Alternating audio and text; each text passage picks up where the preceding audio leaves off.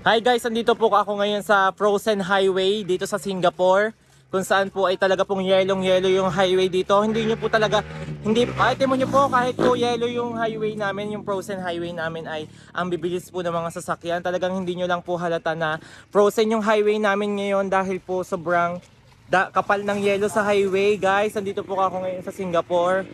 Ayan po, kasama ko po yung team namin sa Singapore. Ito po yung Frozen Highway namin. Bagya na nga po kami makalakad sa Frozen Highway kasi po sobra po talagang dulas. Kaya nga po kaming lahat naka-boots.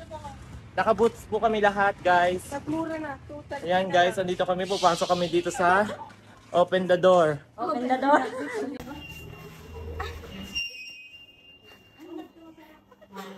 Ayan, pumasok kami sa isang malaking mall dito sa Singapore.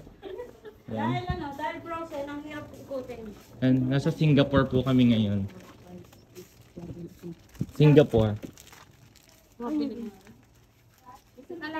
Ayan, sobrang lamig po sa labas kasi po Frozen Highway po talaga. Dito sa loob. Pumasok kami dito sa Singapore Mall. Ayan.